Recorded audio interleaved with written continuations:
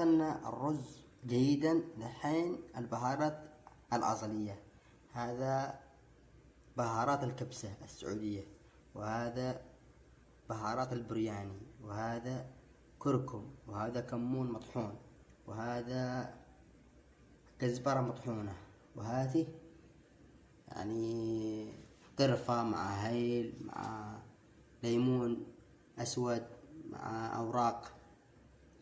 المهم هذه ايش على الأصلية. وهذا البصل الأبيض مع البصل الأحمر مع البندورة.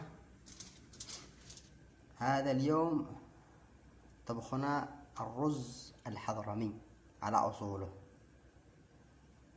بسم الله الرحمن الرحيم. بدأ نحط الزيت،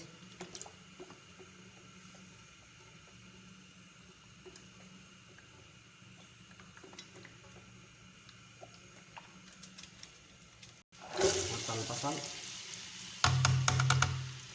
نحرك البصل. هذا البسباس. معلومة، البسباس لا تحطوه كذا على طول، لازم تسووه كذا، يعني تفكوه من النص، تفكوه كذا، تفكوه عشان ما يفتجر بعدين. إذا حطيتوه يعني سالم بيفتجر، لكن سووله كذا حركة في النص، افتحوه، قلبوه، نحركوه. بعد ما نحركوه نحط البهارات،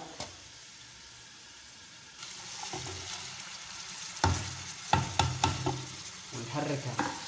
النكهة يعني مع الرز الحضرمي لازم يكون البهارات يعني تتحرك، يعني تحرك البهارات جيدا، وتخليها حتى تطلع الريحة الحلوة جدا رائعة الممتازة.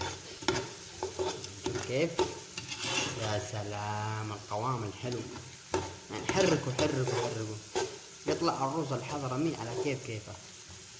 وهذه الفصوص من الثوم نحطها مع ونحركها. حبتين بندورة، نحط المعجون الطماطم. دحين نحط، قصدي حطينا حبتين صلصة أول، ودحين نحط المعجون. المعجون حركنا على نار هادئة، أهم حاجة على نار هادئة عشان ما يحرق الكشنة. هذه الطريقة الحضرمية للرز الحضرمي. شوف كيف القوام، يا سلام عليك يا صابورة. نخليه على نار هادئة مدة يعني 5 دقائق بس. مع مرور يعني 5 دقائق نحط الموية، نحط الموية